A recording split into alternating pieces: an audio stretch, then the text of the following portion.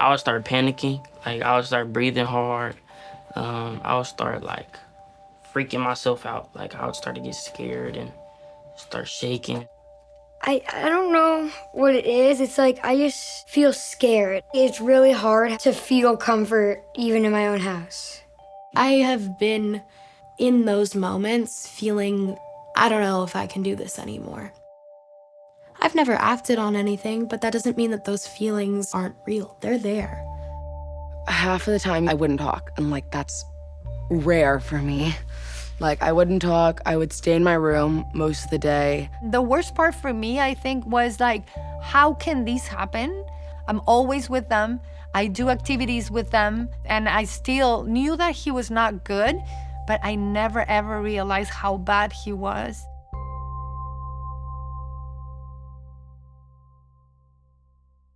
We all have the same goal for our kids. It's to have them live as full and rich a life as possible, right? So if you kind of imagine like this ball is your child's life, you want them to live it to its maximum.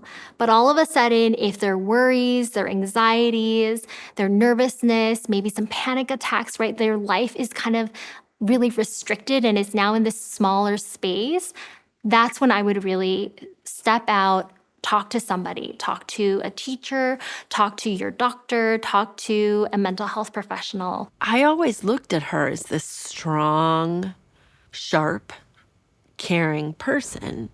It never occurred to me that even though she laughs constantly and she's this bright joy, that inside there's all this stuff going on that I didn't really pay attention to because I was so enjoying the surface of her. When she would be in the room for hours on end or didn't want to wake up or had no energy or didn't want to hang out with us and do the things that we usually do, my husband was keen to it, but I didn't want to believe it because she's so fun, you know? A lot of what happens and what your child is experiencing can be normal, right? It's normal to be nervous. It's normal to have headaches. It's normal to be down a little bit here and there. The question is, where does it go from being normal to, okay, I should really start to talk to someone and intervene here? So the 3Ds are distress, duration, and disruption, right? So how much distress is it? Is it more than you think is a typical amount of distress? Duration, how long is it going on for? Is it maybe a consistent 2 weeks of them having a low mood? And then disruption, are they not able to go to school? Are they not really leaving the house? Are they not having fun with their friends the way that they used to? Those are all things that can help you get a sense of how normal or not normal their symptoms are. There's a wide variety of mental health and learning issues that can present in kids, but the most common that we see are kids struggling with attention or behavior, kids who struggle with anxiety, or kids who struggle with their mood. We tell parents to look out for any particular emotional state that might be a lot more severe than they think. And we tell parents to look out for changes in kind of habits or interests. So if a kid suddenly stops eating or starts eating more, or a kid has real difficulty sleeping or starts sleeping a lot more, or if we see kids who change their patterns of activity, where they were invested in school or in extracurricular, and suddenly they don't seem invested anymore, those are the moments when we want parents to think, okay, there's an alarm bell, I should talk to somebody about this. I think the first time I noticed my middle son, Teddy, having challenges with anxiety was around the age of 5, when friends would start to reach out for play dates and he couldn't wrap his head around the unknowns. And so I found myself dodging social plans all the time and sort of making excuses that we had other commitments. The way it manifests with her is that everything is happening all at once and it's just all too much. So you can't give her you can't say, clean your room. You have to say put the blanket on your bed, because it's too many things and it's too overwhelming. I had gotten a call during middle school by one of her friend's sister. She's thinking about committing suicide. That gets me every time. So I had to take a break and talk to my husband. because I didn't want to be emotional about it.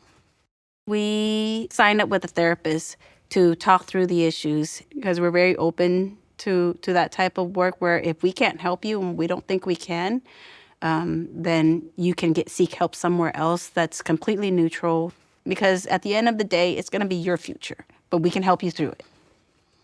A lot of times, we're first normalizing the idea that someone might struggle with their mental health without even having a diagnosis or without necessarily needing treatment. But we also want to talk in the same breath about treatment as something that is normal and that's as normal as going to the doctor for a cold. So what we say to parents is first and foremost, yes, talking to your child or teen about what they're suffering with lets them know that you're there, you're paying attention, and you want to be supportive. That alone can instill hope. And then beyond that, we're often talking about school counselors, we're talking about pediatricians, but we understand that there are often difficulties with access. And so we tell folks, if you can't find a therapist, speak to someone who might work with kids often, whether it's a teacher or a community leader or someone else who might be able to provide support, because it takes a village. We started talking about it with friends, honestly. And that was, I think that's such an important thing, to not be isolated and alone in those struggles. We found that we were met with so much support and advice, and we were shocked to find how many parents were dealing with similar things. If you're worried that your kid is suffering, there is hope. These things are real, common, and treatable, and there is help out there that you can find. I think he started therapy at kindergarten. I'm glad that we did that as young as we did. I don't want him to feel like there's anything that he needs to hide about himself for other people. I want him to be able to say, no, I'm not okay. She feels like she has tools. Therapy's been really helpful. I have learned coping mechanisms, and I'm able to talk with my dad and my therapist and my care team and really work through whatever thought patterns are going on in my head and understand that they're not necessarily an indication of where I am right now.